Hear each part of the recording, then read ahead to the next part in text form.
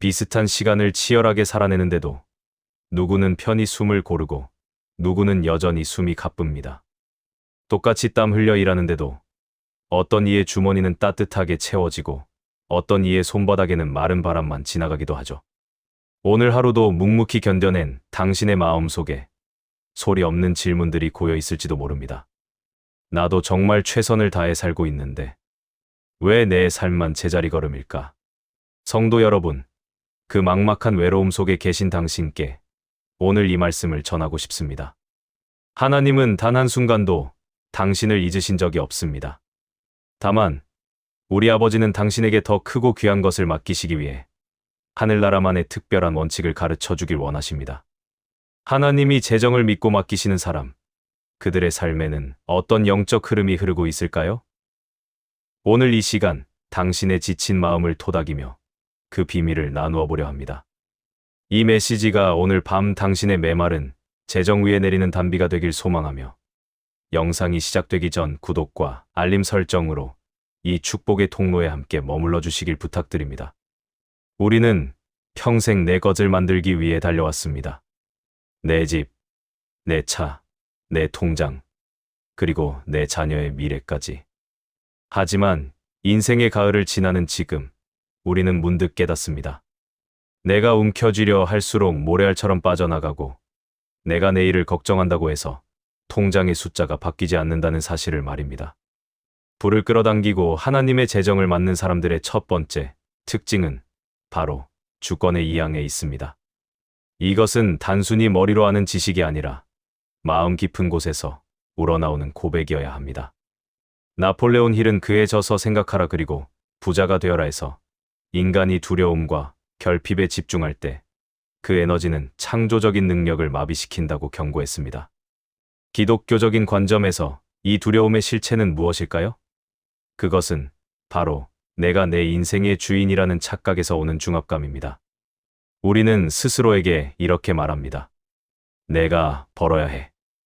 내가 모아야 해. 내가 지켜야 해. 이 모든 내가라는 주어가 우리를 짓누릅니다. 하나님께서는 시편 55편 22절을 통해 말씀하십니다. 내 짐을 여호와께 맡기라. 그가 너를 붙드시고 이인의 요동함을 영원히 허락하지 아니하시리로다. 여기서 말하는 짐에는 우리가 매일 고민하는 경제적인 부담도 포함되어 있습니다. 자녀 교육비, 노후 자금, 의료비, 생활비. 이 모든 것이 우리의 어깨를 짓누르는 짐입니다. 하나님이 재정을 맡기시는 사람은 돈을 자신의 소유로 보지 않고 하나님이 잠시 맡겨주신 도구로 봅니다. 이를 성경은 청지기 정신이라 부릅니다. 청지기란 주인의 재산을 관리하는 사람입니다. 주인은 따로 있고 청지기는 단지 주인을 대신해서 관리할 뿐입니다. 중장년의 나이에 이르면 우리는 종종 노후에 대한 불안으로 마음이 딱딱해지기 쉽습니다. 지금까지 모은 게 이것밖에 안 되는데 앞으로 얼마나 더 살아야 하나. 이런 생각이 우리를 움츠러들게 만듭니다. 하지만 생각을 바꾸어야 합니다. 내가 주인일 때는 모든 손실이 나의 실패가 되지만 하나님이 주인이 되시면 모든 상황은 하나님의 경영이 됩니다. 이익이 나면 하나님의 은혜요. 손해가 나도 하나님의 허락 안에서 일어난 일입니다. 데일 카네기는 인간관계론과 그의 여러 강연에서 걱정을 멈추는 법에 대해 설파하며 오늘이라는 테두리 안에서 충실히 살 것을 강조했습니다. 그는 오늘 하루를 살아라. 과거는 이미 지나갔고 미래는 아직 오지 않았다고 말했습니다. 이는 마태복음 6장 34절에 그러므로 내일 일을 위하여 염려하지 말라. 내일 일은 내일이 염려할 것이요. 한날의 괴로움은 그날로 족하니라는 말씀과 궤를 같이 합니다. 우리가 걱정으로 밤을 지새우는 이유는 하나님의 능력을 신뢰하지 못해서가 아니라 하나님의 자리에 나 자신을 앉혀두었기 때문입니다. 하나님은 우리가 멈출 때 움직이십니다. 우리가 손을 놓을 때 비로소 하나님의 손이 일하시기 시작합니다. 잠언 3장 5절에서 6절은 너는 마음을 다하여 여호와를 신뢰하고 내 명철을 의지하지 말라. 너는 범사의 그를 인정하라. 그리하면 내 길을 지도하시리라고 말씀하십니다. 우리의 짧은 지혜로 계산기를 두드리는 일을 멈추고 모든 것을 보시는 하나님께 경영권을 넘겨드려야 합니다. 불을 끌어당기는 이들은 마음의 공간이 넓습니다. 그들은 돈이 들어오고 나가는 것에 일희일비하지 않습니다. 왜냐하면 공급의 원천이 자신의 능력이 아니라 하나님의 창고에 있음을 알기 때문입니다. 빌립보서 4장 19절은 나의 하나님이 그리스도 예수 안에서 영광 가운데 그 풍성한 대로 너희 모든 쓸 것을 채우시리라고 약속하십니다. 모든 쓸 것입니다. 일부가 아니라 전부입니다. 하나님은 우리에게 필요한 모든 것을 채우시겠다고 약속하셨습니다.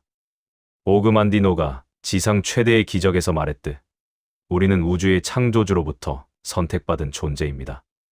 하나님이 당신의 아버지라면 그분이 당신을 굶기시겠습니까? 하나님은 하늘의 새도 먹이시고 들의 백합화도 입히시는 분입니다. 하물며 하나님의 형상으로 지음받은 당신을 버려두시겠습니까? 하지만 많은 사람들이 이 진리를 머리로는 알면서도 실제 삶에서는 여전히 자신이 주인 노릇을 하려고 합니다. 왜 그럴까요? 불안하기 때문입니다. 정말로 하나님께 맡기면 하나님께서 책임져 주실지 확신이 없기 때문입니다. 하지만 생각해 보십시오.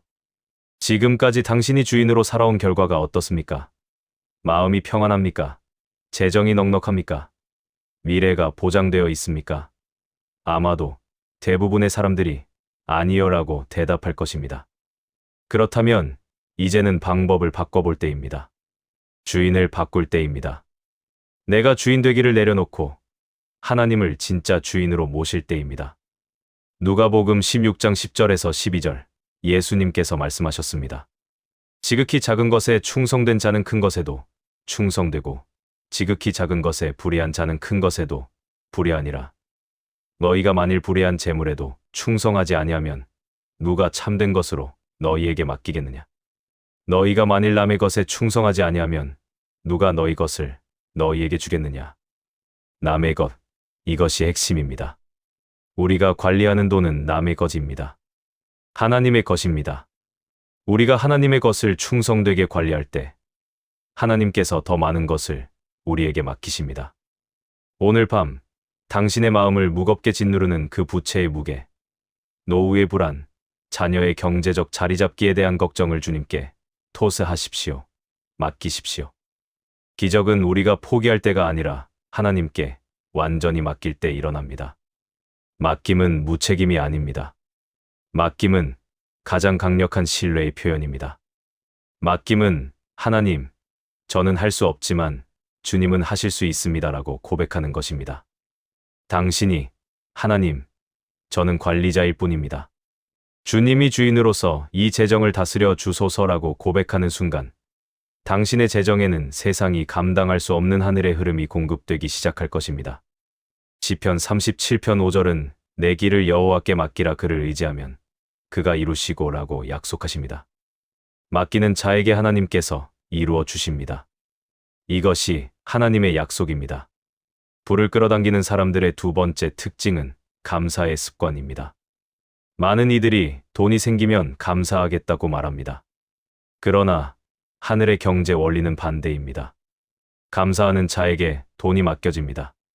감사는 우리가 하나님의 공급을 신뢰하고 있다는 가장 확실한 증거이기 때문입니다. 데일 카네기는 걱정을 멈추고 사는 법에서 우리가 가진 것들에 대해 목록을 작성해보는 것이 얼마나 큰 치유의 힘을 갖는지 강조했습니다. 그는 실제로 많은 사람들에게 당신이 가진 축복 100가지를 적어보라고 권했습니다.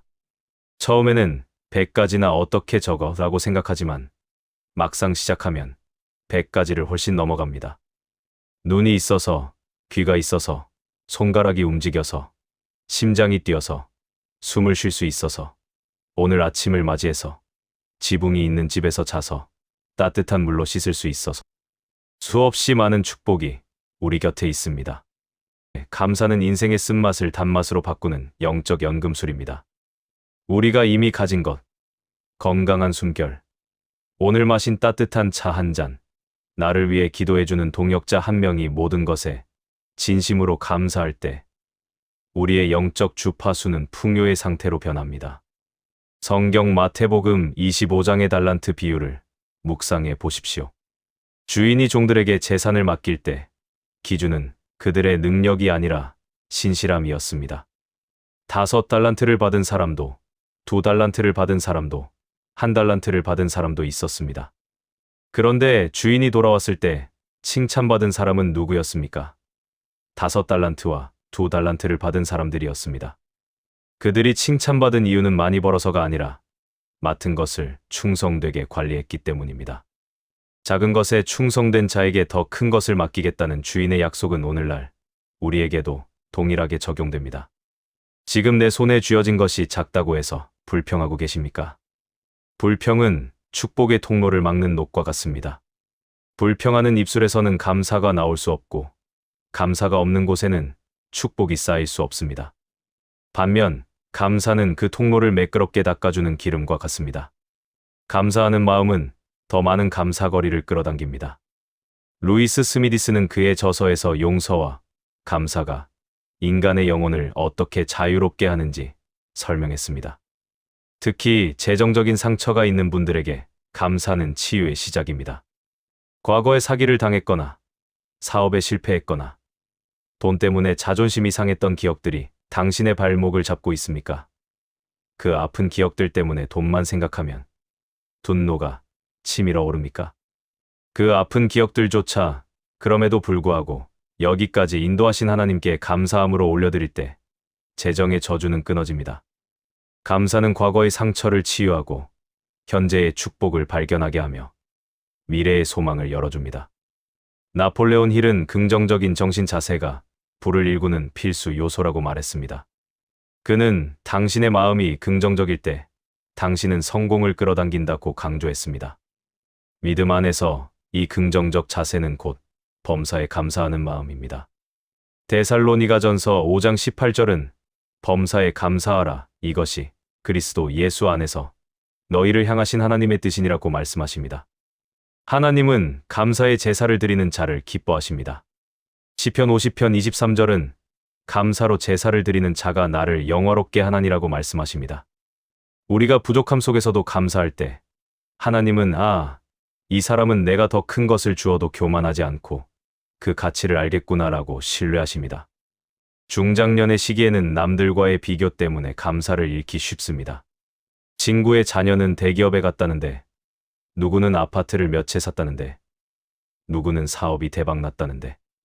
이런 소식들은 우리 마음을 가난하게 만듭니다. 비교는 감사의 적입니다.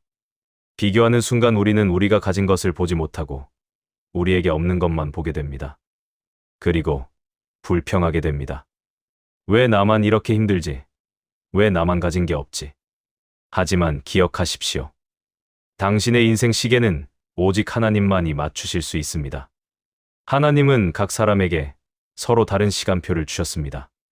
어떤 사람은 봄에 꽃을 피우고, 어떤 사람은 여름에 열매를 맺고, 어떤 사람은 가을에 풍성한 수확을 하고, 어떤 사람은 겨울을 지나 다음 봄을 준비합니다. 지금 당신의 손에 있는 1달란트를 귀하게 여기십시오. 그것을 가지고 감사의 씨앗을 심으십시오. 감사는 배가의 법칙을 가지고 있습니다. 마가복음 6장에 나오는 오병이어의 기적을 보십시오. 떡 5개와 물고기 2마리. 이것은 5,000명을 먹이기에는 턱없이 부족한 양이었습니다. 하지만 예수님께서는 그 적은 것을 가지고 하늘을 우러러 축사하셨습니다. 감사하신 것입니다. 그 감사 기도를 통해 오병이어는 5,000명을 먹이고도 12광주리가 남는 기적이 일어났습니다. 당신의 작은 감사가 당신의 가문과 재정을 살리는 기적의 마중물이 될 것입니다. 기브리서 13장 15절은 그러므로 우리는 예수로 말미암아 항상 찬송의 제사를 하나님께 드리자. 이는 그 이름을 증언하는 입술의 열매니라고 말씀하십니다. 감사와 찬송은 우리 입술의 열매입니다. 그리고 그 열매를 하나님께 드릴 때 하나님께서는 우리에게 물질의 열매로 갚아주십니다. 이것이 하나님의 경제 법칙입니다. 오늘부터 감사 노트를 만들어 보십시오. 매일 저녁 자기 전에 오늘 하루 감사한 일 3가지를 적어 보십시오. 처음에는 어색할 수 있습니다. 하지만 한 달만 계속해 보십시오. 30일 후 당신은 90가지의 감사거리를 발견하게 될 것입니다. 그리고 당신의 마음이 얼마나 풍요로워졌는지 느끼게 될 것입니다. 마음이 풍요로운 사람에게 하나님께서는 물질의 풍요도 허락하십니다. 하나님이 재정을 전적으로 신뢰하여 부어주신 인물 중 가장 대표적인 예는 미국의 현대 중장비 산업을 이끈 발명가이자 신앙과 나눔으로도 널리 알려진 로버트 길모어 르투르노입니다. 그의 삶은 오늘날 돈이 없어서, 나이가 많아서, 배운 게 없어서라고 말하는 우리에게 엄청난 도전과 위로를 줍니다. 르투르노는 1888년 미국 버몬트주의 가난한 농부의 아들로 태어났습니다. 그는 학교 교육을 7학년까지만 받았습니다. 가정 형편이 어려워 더 이상 학교에 다닐 수 없었기 때문입니다. 14세의 나이에 학교를 그만두고 철공소에서 일하기 시작했습니다. 젊은 시절의 르투르노는 방황했습니다. 여러 직업을 전전했고 사업을 시작했다가 실패하기를 반복했습니다. 그는 자동차 수리업을 시작했지만 실패했습니다. 차고 사업을 시작했지만 또 실패했습니다. 29세가 되었을 때 르투르노는 빚더미에 앉아 있었습니다. 그의 인생은 실패의 연속이었습니다. 학력도 없고 돈도 없고 빚만 많은 29세의 청년. 그는 절망의 끝에 서 있었습니다. 하지만 그가 인생의 전환점을 맞이한 것은 바로 그때였습니다. 르투르노는 한 부흥회에 참석했고 거기서 하나님을 만났습니다. 그는 그날 밤 하나님 앞에 무릎 꿇고 기도했습니다. 하나님, 저는 제 힘으로는 할 수 없습니다. 제 인생이 실패의 연속입니다. 이제부터 제 인생의 주인은 주님이십니다. 주님께서 원하시는 대로 제 인생을 사용해 주십시오. 그는 하나님의 사업 파트너가 되기로 결단한 것입니다. 그는 단순히 돈을 많이 벌게 해달라고 기도하지 않았습니다. 대신 이렇게 고백했습니다. 하나님, 제가 하는 모든 사업의 주인은 주님이십니다.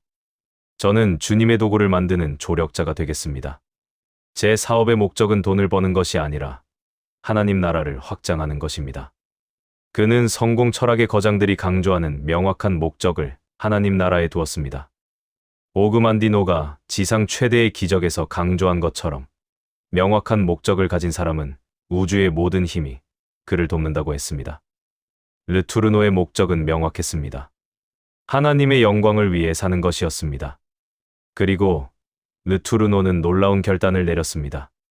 보통 사람들은 수입의 10%를 하나님께 드리는 것도 힘겨워하지만 그는 수입이 늘어남에 따라 하나님께 드리는 비율을 높여갔습니다. 처음에는 10%를 드렸습니다. 그런데 사업이 번창하기 시작하자 20%를 드렸습니다. 그 다음에는 30%, 40%, 50%. 결국 그는 수입의 90%를 하나님께 드리고 나머지 10%로 생활하는 기적 같은 삶을 살았습니다. 태상적인 계산법으로는 파산해야 마땅한 공식이었습니다. 수입의 90%를 드리고 어떻게 살 수 있겠습니까? 하지만 르투르노는 이렇게 말했습니다. 하나님께서 90%를 가지고 하시는 일이 내가 100%를 가지고 하는 것보다 크다. 하나님의 10%가 나의 100%보다 낫다. 그리고 정말로 하나님은 그에게 세상 누구도 흉내낼 수 없는 창의적인 아이디어를 부어주셨습니다. 르투르노는 밤낮으로 기도하며 하나님께 지혜를 구했습니다. 그리고 하나님은 그에게 혁신적인 기계들을 발명할 수 있는 아이디어를 주셨습니다. 그는 현대 토목 공사의 혁명이라 불리는 거대 불도저를 발명했습니다. 그 전까지는 땅을 파는데 수많은 인력이 필요했지만 그의 불도저는 단 몇 명의 인력으로 엄청난 양의 흙을 옮길 수 있었습니다. 그는 또한 제설 장비, 기중기, 토공 기계 등 수많은 혁신적인 장비들을 발명했습니다. 그가 발명한 기계들은 제2차 세계대전 당시 연합군의 승리에 결정적인 기여를 했습니다. 태평양 전쟁에서 섬과 섬을 연결하는 활주로를 건설하는데 르투르노의 기계가 없었다면 불가능했을 것입니다. 그 과정에서 막대한 부가 그에게 흘러 들어왔습니다. 그런데 놀라운 것은 르투르노는 그 돈을 자신의 창고에 쌓아두지 않았다는 것입니다. 그는 전 세계에 선교사를 파송하고 기독교 대학을 세우며 가난한 자들을 돕는 일에 그 재물을 아낌없이 흘려보냈습니다. 르투르노는 평생 동안 약 90%에 해당하는 엄청난 재산을 하나님 나라를 위해 사용했습니다. 그럼에도 불구하고 그는 부족함 없이 살았고 그의 회사는 계속 성장했습니다. 사람들이 물었습니다. 어떻게 그렇게 할 수 있습니까?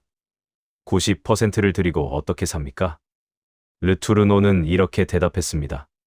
나는 하나님이 주신 10%로 살고 하나님은 나머지 90%를 가지고 일하십니다. 그런데 하나님께서 10%를 가지고 하시는 일이 내가 100%를 가지고 하는 것보다 크다는 것을 나는 경험으로 알았습니다. 르투르노의 예화에서 우리가 배워야 할 핵심은 이것입니다. 하나님은 저수지 같은 사람이 아니라 파이프 같은 사람에게 재물을 맡기십니다. 저수지는 무엇을 합니까? 물을 가두어 둡니다. 들어온 물을 안에 담아두고 내보내지 않습니다. 그러면 물이 고입니다. 고인 물은 썩습니다. 냄새가 나고 벌레가 생깁니다. 하지만 파이프는 다릅니다. 파이프는 물을 계속해서 흘려보냅니다. 한쪽에서 들어온 물이 다른 쪽으로 계속 흘러갑니다. 물이 계속 흐르기 때문에 파이프 안은 늘 깨끗하고 신선한 물로 가득 차 있습니다. 하나님께서 보시기에 르투르노는 재물을 맡겨도 안전한 사람이었습니다. 그 재물이 르투르노라는 통로를 거쳐 수많은 사람을 살릴 것을 하나님은 아셨기 때문입니다. 그래서 하나님은 르투르노에게 계속해서 더 많은 재물을 맡기셨습니다. 르투르노는 이렇게 말했습니다. 내가 하나님을 위해 일하면 하나님은 나를 위해 일하신다. 이것이 내가 평생 경험한 진리다. 그는 또 이렇게 말했습니다. 돈을 쫓아가지 마라. 하나님을 쫓아가라. 그러면 돈이 너를 따라올 것이다. 르투르노는 69년의 생애 동안 엄청난 부를 축적했고 그의 대부분을 하나님 나라를 위해 사용했습니다. 그가 세운 르투르노 대학은 지금도 수많은 선교사들을 배출하고 있습니다. 성도 여러분, 지금 당신의 재정 목적은 어디에 있습니까? 그저 나 한 몸 편하기 위해서입니까? 아니면 누군가를 살리는 파이프가 되기 위해서입니까? 여러분이 하나님의 파트너가 되기로 결단하고 르투르노처럼 주님, 저를 통해 일하소서라고 기도할 때 하나님은 당신의 일터와 삶에 하늘의 지혜를 부어주실 것입니다. 돈을 쫓아가는 인생이 아니라 하나님의 비전을 쫓을 때 재물이 뒤따라오는 기적을 여러분도 경험하시길 간절히 소망합니다.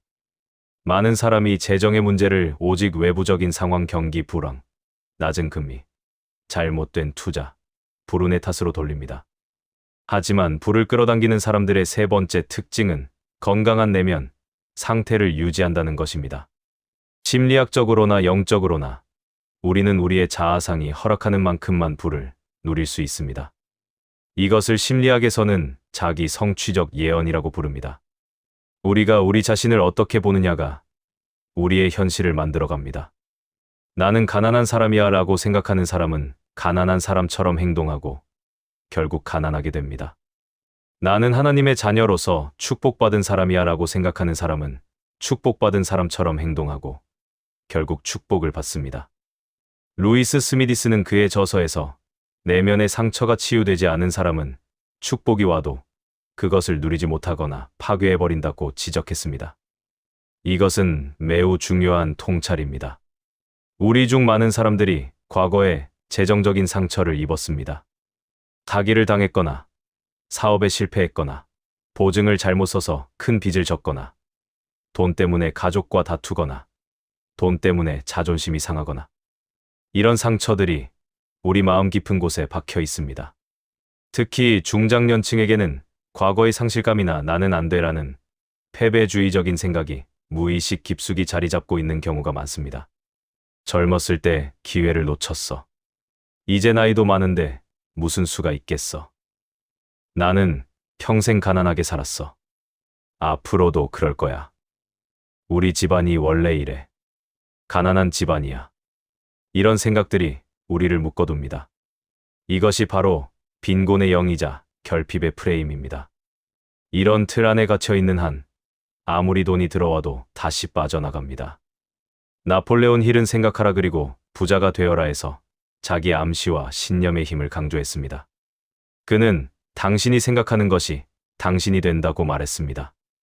이를 신앙적으로 해석하면 믿음의 선포입니다. 잠언 18장 21절은 죽고 사는 것이 혀의 힘에 달렸나니라고 말씀하십니다. 우리가 무엇을 말하느냐가 우리의 운명을 결정합니다.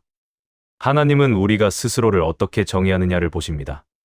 당신은 자신을 돈 때문에 고생만 하다 늙어가는 사람으로 보십니까? 아니면 하나님의 거룩한 재물을 관리하는 하늘나라의 대사로 보십니까? 당신의 자기 정의가 당신의 재정 상황을 결정합니다. 하나님이 재정을 맡기시는 사람은 자신의 가치를 하나님의 사랑 안에서 발견합니다. 자존감이 낮은 사람은 돈을 소유함으로써 자신의 가치를 증명하려 합니다. 나도 돈이 있어야 사람 대접을 받지, 이렇게 생각합니다. 그래서 돈에 집착하게 되고 돈이 없으면 자신을 비하하게 됩니다. 하지만 하나님 안에서 자존감이 높은 사람은 다릅니다. 돈이 없어도 당당합니다. 왜냐하면 자신의 가치가 돈에 있는 것이 아니라 하나님의 사랑에 있다는 것을 알기 때문입니다. 그리고 돈이 생기면 겸손하게 이웃을 섬깁니다. 하나님은 바로 이런 건강한 자아상을 가진 사람에게 재물을 맡기십니다. 왜냐하면 그런 사람은 재물에 휘둘리지 않고 재물을 다스릴 수 있기 때문입니다. 데일 카네기는 인간관계론에서 타인에 대한 비난을 멈추고 공감하는 능력이 성공의 핵심이라고 말했습니다. 그는 사람들을 변화시키는 유일한 방법은 그들을 있는 그대로 받아들이는 것이다고 말했습니다. 이 공감 능력, 받아들이는 능력은 사실 하나님이 주시는 평안에서 나옵니다. 내 마음이 불안과 분노로 가득 차 있으면 좋은 기회가 눈앞에 지나가도 볼 수 없습니다. 마음이 조급하면 판단을 그르치게 됩니다. 마음이 불안하면 잘못된 결정을 내리게 됩니다. 하지만 마음이 평안하면 하나님의 음성을 들을 수 있습니다. 하나님의 인도하심을 느낄 수 있습니다. 불을 끌어당기는 이들은 기도를 통해 마음의 평안을 유지하며 그 평안 속에서 하나님의 세밀한 인도하심을 포착합니다. 빌립보서 4장 6절에서 7절은 말씀하십니다. 아무것도 염려하지 말고 다만 모든 일에 기도와 간구로 너희 구할 것을 감사함으로 하나님께 아뢰라. 그리하면 모든 지각에 뛰어난 하나님의 평강이 그리스도 예수 안에서 너희 마음과 생각을 지키시리라. 하나님의 평강이 우리 마음을 지킬 때 우리는 올바른 재정 결정을 내릴 수 있습니다. 우리는 하나님의 인도하심을 따를 수 있습니다. 성경 이사야 43장 19절은 보라 내가 새 일을 행하리니 이제 나타낼 것이라 너희가 그것을 알지 못하겠느냐. 정령이 내가 광야의 길을 사막의 강을 내리니라고 하십니다. 하나님이 행하시는 새 일을 보기 위해서는 우리의 낡은 생각, 나는 이제 늦었어, 나는 안 돼, 나이가 너무 많아라는 고정관념을 버려야 합니다. 여러분, 나이는 숫자에 불과합니다. 하나님께는 시간이 중요하지 않습니다. 아브라함은 75세에 하나님의 부르심을 받았고 100세의 아들 이삭을 낳았습니다. 모세는 80세에 출애굽의 사명을 받았습니다. 성경에는 인생의 후반전에 가장 큰 복을 받은 사람들의 이야기가 가득합니다. 하나님께는 너무 늦었다는 것이 없습니다. 오늘 밤 당신의 내면을 청소하십시오. 과거의 상처를 용서하십시오. 자신을 비하하는 말을 멈추십시오. 대신 이렇게 선포하십시오. 나는 하나님의 복을 받을 자격이 있는 자녀다. 하나님은 나의 모든 필요를 채우신다. 나는 축복의 통로다. 나이는 숫자에 불과하다. 하나님은 지금도 나를 통해 새 일을 행하신다. 당신의 마음 그릇이 깨끗해지고 넓어질 때 하나님은 그 그릇에 맞는 재물을 부어주실 것입니다. 재정의 회복은 통장에서 시작되는 것이 아니라 당신의 생각과 마음의 치유에서 시작됩니다. 마음이 건강해지면 재정도 건강해집니다. 마음이 풍요로워지면 재정도 풍요로워집니다. 하나님이 돈을 맡기시는 사람들의 마지막이자 가장 강력한 특징은 거룩한 사용처를 가지고 있다는 것입니다. 하나님은 목적이 분명한 곳에 자금을 보내십니다. 단순히 쌓아두기 위한 기도가 아니라 하나님의 나라와 의를 구하는 기도에 하나님은 즉각적으로 반응하십니다. 마태복음 6장 33절. 그런즉 너희는 먼저 그의 나라와 그의 의를 구하라. 그리하면 이 모든 것을 너희에게 더하시리라는 말씀은 재정 회복의 마스터 키, 즉 만능 열쇠입니다. 이 모든 것에는 우리가 먹고 입고 쓰는 모든 생활비와 재정이 포함되어 있습니다. 하나님은 당신의 필요를 아십니다. 하지만 하나님은 당신이 당신의 필요를 넘어 누군가의 필요를 채워주려는 마음을 가질 때 당신의 주머니를 넘치도록 채우십니다. 오그만디노는 지상 최대의 기적에서 사랑이야말로 세상에서 가장 큰 자산이라고 했습니다. 그는 나는 사랑으로 성공할 것이다. 왜냐하면 사랑은 실패하지 않기 때문이다라고 말했습니다. 사랑을 실천하기 위해서는 구체적인 도구가 필요하고 때로는 그것이 재물이 됩니다. 하나님이 재물을 맡기시는 이들은 그 재물을 통해 누군가를 살리고 교회를 세우며 다음 세대를 양육하겠다는 거룩한 비전을 품고 있습니다. 시니어 세대 여러분, 이제 우리의 기도는 달라져야 합니다. 하나님, 저 먹고 살기 힘들어요. 돈 좀 주세요라는 기도는 이기적인 기도입니다. 물론 하나님은 이런 기도에도 응답하십니다. 하지만 하나님이 더 큰 것을 주시고 싶어 하시는 기도가 있습니다.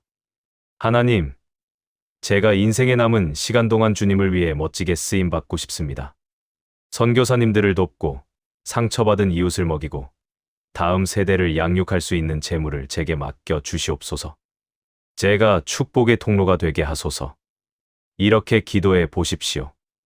하나님의 마음이 어디로 향하겠습니까? 당연히 후자의 기도에 더 큰 응답을 하실 것입니다. 성공 철학자들은 기여가 부의 본질이라고 말합니다. 나폴레온 힐은 당신이 세상에 주는 가치만큼 돈이 따라온다고 말했습니다. 대상의 가치를 더하는 만큼 부를 얻는다는 것입니다. 성경도 동일하게 말합니다. 누가복음 6장 38절은 주라 그리하면 너희에게 줄 것이니 곧 후이되어 누르고 흔들어 넘치도록 하여 너희에게 안겨주리라. 너희가 헤아리는 그 헤아림으로 너희도 헤아림을 도로 받을 것이니라고 약속합니다. 주는 것이 받는 것보다 복된 이유는 주는 행위 자체가 하나님의 성품을 닮는 것이기 때문입니다. 요한복음 3장 16절은 하나님이 세상을 이처럼 사랑하사 독생자를 주셨으니라고 말씀하십니다. 하나님은 주시는 분입니다. 우리가 줄 때 우리는 하나님을 닮아갑니다. 그리고 하나님은 당신을 닮은 사람에게 더 많은 것을 맡기십니다. 고린도후서 9장 6절에서 8절은 말씀하십니다. 이것이 곧 적게 심는 자는 적게 거두고 많이 심는 자는 많이 거둔다 하는 말이로다. 각각 그 마음에 정한 대로 할 것이요. 인색함으로나 억지로 하지 말지니 하나님은 즐겨내는 자를 사랑하시느니라. 하나님이 능히 모든 은혜를 너희에게 넘치게 하시나니 이는 너희로 모든 일에 항상 모든 것이 넉넉하여 모든 착한 일을 넘치게 하게 하려 하심이라. 하나님은 즐겨 내는 자를 사랑하십니다. 억지로가 아니라 기쁨으로 주는 사람을 하나님은 사랑하십니다. 그리고 그런 사람에게 모든 은혜를 넘치게 하십니다. 불을 끌어당기는 사람들은 자신의 재물이 하나님의 영광을 가리지 않도록 늘 깨어 있습니다. 그들은 부자가 되는 것보다 하나님 보시기에 합당한 사람이 되는 것에 더 집중합니다. 디모데전서 6장 17절에서 19절은 부자들에게 이렇게 권면합니다. 내가 이 세대에서 부한 자들을 명하여 마음을 높이지 말고 정함이 없는 재물에 소망을 두지 말고 오직 우리에게 모든 것을 후히 주사 누리게 하시는 하나님께 두며 선을 행하고 선한 사업을 많이 하고 나누어 주기를 좋아하며 너그러운 자가 되게 하라. 이것이 장래의 자기를 위하여 좋은 터를 쌓아 참된 생명을 취하는 것이니라. 여러분의 삶이 하나님의 기쁨이 되면 여러분의 재정은 하나님이 책임지십니다. 이것이 가장 쉽고도 확실한 부의 비결입니다. 오늘 밤 당신의 비전을 새롭게 하십시오. 당신의 남은 생애를 통해 하나님이 어떤 일을 행하길 원하시는지 질문해 보십시오. 하나님, 제 남은 인생으로 무엇을 하길 원하십니까? 하나님, 제가 어떤 사람들을 도울 수 있습니까? 하나님, 제 재물로 어떤 선한 일을 할 수 있습니까? 이런 질문을 하며 기도하십시오. 그러면 하나님께서 비전을 주실 것입니다. 작은 것부터 나누기 시작하십시오. 1,000원이든 10,000원이든 누군가를 축복하는 마음으로 흘려보낼 때 당신은 하나님의 재정 시스템 안에 편입되게 됩니다. 잠언 11장 25절은 구제를 좋아하는 자는 풍족하여질 것이요 남을 윤택하게 하는 자는 자기도 윤택하여지리라고 말씀하십니다. 잠언 19장 17절은 가난한 자를 불쌍히 여기는 것은 여호와께 꾸어드리는 것이니 그의 선행을 그에게 갚아 주시리라고 말씀하십니다. 가난한 자에게 주는 것은 하나님께 꾸어드리는 것입니다. 그리고 하나님은 반드시 갚아주십니다. 하나님은 빚지지 않으십니다. 하늘 창고의 열쇠는 당신의 이기심이 아니라 당신의 이타적인 비전 속에 숨겨져 있습니다. 하나님은 지금도 이 땅에 하나님의 재물을 믿고 맡길 거룩한 경영자를 찾고 계십니다. 오늘 이 메시지를 듣는 당신이 바로 그 주인공이 되길 바랍니다. 당신이 멈추고 하나님이 시작하시게 하십시오. 감사의 그릇을 준비하십시오. 르투르노처럼 하나님과 파트너가 되십시오. 그리고 거룩한 비전을 선포하십시오. 그러면 당신이 잠든 사이에도 하나님은 당신의 내일을 풍성하게 준비하실 것입니다. 긴 시간 함께 묵상하며 마음을 나누어 주신 여러분, 참으로 고생 많으셨습니다. 오늘 우리가 나눈 이야기는 단순히 돈을 많이 버는 법이 아닙니다. 하나님과 동행하며 그분의 풍요로움 속에 거하는 영적인 삶의 방식에 대한 이야기였습니다. 인생의 짐이 무겁게 느껴질 때마다 기억하십시오. 당신은 혼자가 아닙니다. 당신의 등 뒤에는 온 우주를 소유하신 아버지가 계십니다. 그분이 오늘 밤 당신의 걱정을 걷어내시고 그 자리에 하늘의 평강과 새로운 소망을 채워주실 것입니다. 오늘 밤은 아무 걱정 없이 푹 주무십시오. 당신이 쉬는 동안에도 하나님은 졸지도 주무시지도 않고 당신의 재정과 삶을 돌보고 계십니다. 시편 121편 4절의 약속을 붙잡으십시오. 이스라엘을 지키시는 이는 졸지도 아니하시고 주무시지도 아니하시리로다. 내일 아침 당신의 눈앞에 여호와 이레의 축복이 가득하길 간절히 소망합니다. 이제 조용히 두 눈을 감고 하나님의 평안 속으로 깊이 들어가겠습니다. 가슴에 손을 얹고 마음으로 함께 기도해 주십시오. 사랑의 아버지 하나님, 오늘 이 시간 고단한 삶의 무게를 지고 주님 앞에 나온 당신의 사랑하는 자녀를 안아 주시옵소서. 세상의 거친 파도 속에서 재정의 문제로 현실의 벽으로 인해 낙심하고 외로웠던 우리를 불쌍히 여겨 주시옵소서. 주님, 이 시간 결단합니다. 내 인생의 주인이 나임을 고백하며 움켜쥐었던 모든 집착을 주님 앞에 내려놓습니다. 하나님이 나의 공급자이심을 믿습니다. 내 명철을 의지하지 않고 오직 주님의 인도하심만을 따르겠사오니 우리에게 하늘의 지혜와 통찰력을 부어 주시옵소서. 우리 입술에서 원망과 불평이 사라지게 하시고 이미 주신 작은 것들에 감사하는 풍성한 마음을 허락하옵소서. 르투르노처럼 하나님과 파트너십을 맺게 하시고 우리의 재물이 나만을 위한 것이 아니라 누군가를 살리고 주님의 나라를 확장하는 거룩한 도구가 되게 하옵소서. 오늘 밤 걱정으로 잠 못 이루는 영혼들에게 하늘의 평강을 덮어주시고 내일 아침 일어날 때 새로운 기회와 만남, 그리고 막혔던 재정의 문이 열리는 기적을 경험하게 하옵소서. 우리 주 예수 그리스도의 이름으로 간절히 기도 올리옵나이다. 아멘. 평안한 밤 되십시오. 하나님이 당신을 진심으로 사랑하십니다.